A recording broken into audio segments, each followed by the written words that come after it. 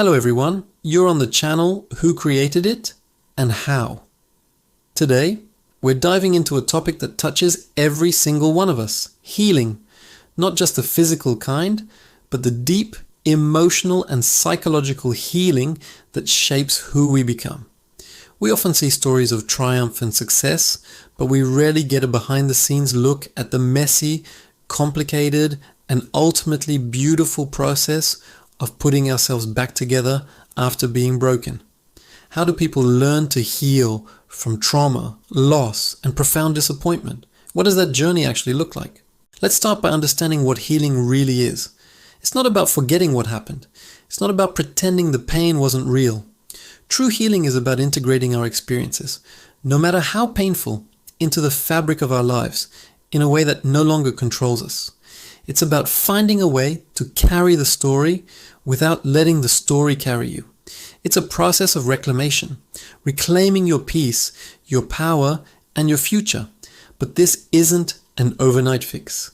It's a journey with twists, turns, and a lot of courage. One of the first and most crucial steps in healing is acknowledgement. We have to be brave enough to look at our wounds and say, this happened, this hurt, and it's okay that it hurt. For so long, many of us are taught to just get over it, to push down uncomfortable feelings. But emotions are like a beach ball. The harder you try to hold them underwater, the more forcefully they'll eventually pop back up. Acknowledgement isn't about dwelling in the pain, it's about validating your own experience. It's the permission you give yourself to feel whatever you need to feel, without judgment. Think of it as the foundation upon which the entire structure of healing is built. Without it, everything else is unstable. Let's talk about someone who embodied this, Viktor Frankl.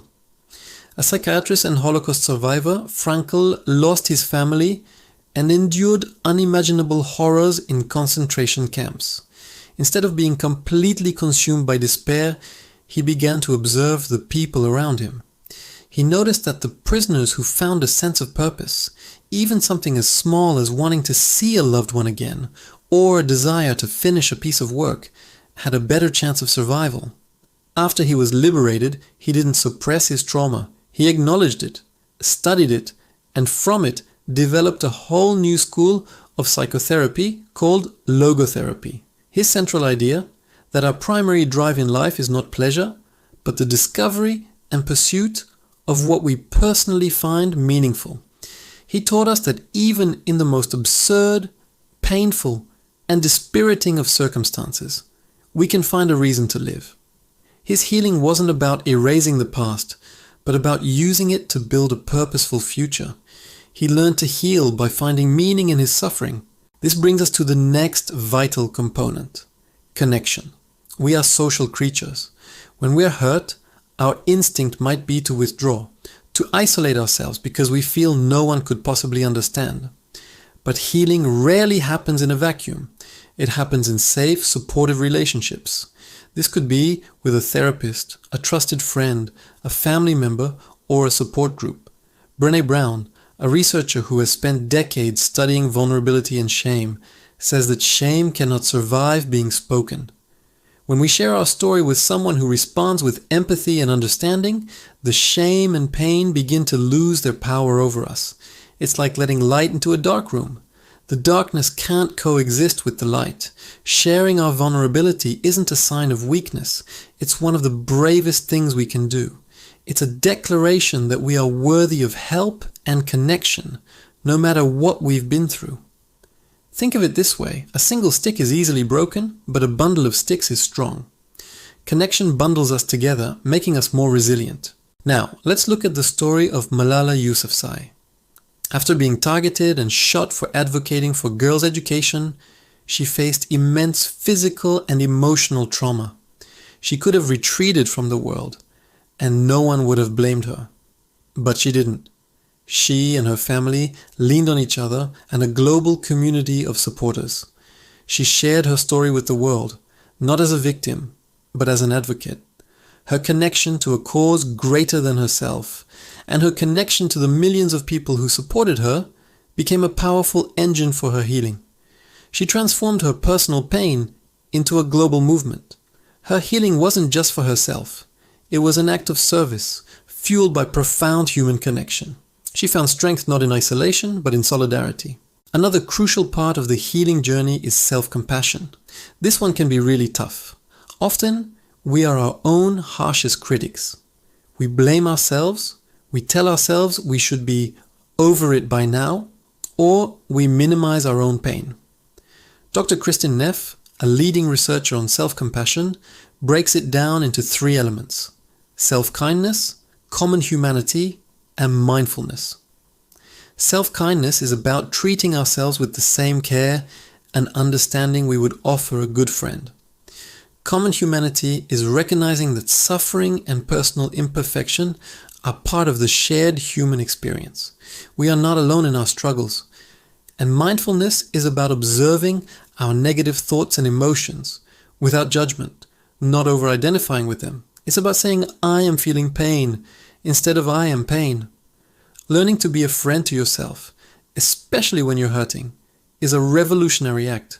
It rewires your brain to feel safe and cared for, creating the perfect internal environment for healing to take place. Consider the journey of Tara Westover, author of the memoir Educated. She grew up in a difficult environment and was estranged from part of her family. Her journey of getting an education was also a journey of deprogramming and healing from years of psychological trauma. A huge part of her healing process was learning to trust her own mind and her own perceptions and to have compassion for the girl she once was. She had to learn that her past didn't define her worth. She had to be kind to herself as she navigated the complex feelings of grief, loss, and liberation. Her story is a powerful testament to how self-compassion allows us to build a new identity, one that isn't tethered to the pain of our past. She learned to heal by finally and fully embracing herself. Finally, healing often involves taking action and creating new narratives. It's not just about processing feelings, it's about what you do next. This is where post-traumatic growth comes in. It's the idea that people who endure psychological struggle can often see positive growth afterward. This doesn't mean the trauma was a good thing. It absolutely wasn't. It means that in the aftermath, people can find new meaning, a deeper appreciation for life, stronger relationships, and a greater sense of personal strength. This growth comes from actively making choices. It might be setting new boundaries in relationships. It might be starting a new hobby or career path that aligns with your values. It might be engaging in advocacy work, like Malala. It's about taking the pen and starting to write the next chapter of your story, on your own terms. You are not just the character to whom things happened. You are also the author. Look at J.K. Rowling. Before she became one of the world's most famous authors, she was a single mother, struggling with depression and living on welfare. She has spoken openly about how her struggles with mental health influenced the creation of the Dementors in the Harry Potter series, creatures that suck all the hope and happiness out of a person. Writing became her lifeline. She poured her pain, her hopes, and her incredible imagination onto the page. She took action. She created a new world, and in doing so, created a new world for herself. Her healing was intertwined with her creative action. She didn't just passively wait to feel better, she actively built a new narrative, one that has inspired millions. So how do people learn to heal? They do it by bravely acknowledging their pain. They do it by seeking out connection and letting others in. They do it by learning to treat themselves with the kindness they deserve. And they do it by taking their power back and actively creating a life of meaning and purpose. It's not a linear path. There are good days and bad days. It's a messy, ongoing, and deeply human process. But the stories of people like Viktor Frankl, Malala Yousafzai, Tara Westover, and J.K. Rowling show us that it is possible. It is possible to not just survive, but to build a life that is rich, meaningful, and whole, not in spite of the cracks, but because of the light that now shines through them. If you are struggling, please know that you are not alone and help is available. Reaching out is a sign of incredible strength. You can connect with mental health professionals, hotlines, or support groups in your area. Your journey matters. Thanks for watching. If this video resonated with you, please give it a like and subscribe to Who Created It and How for more deep dives into the human experience. See you next time.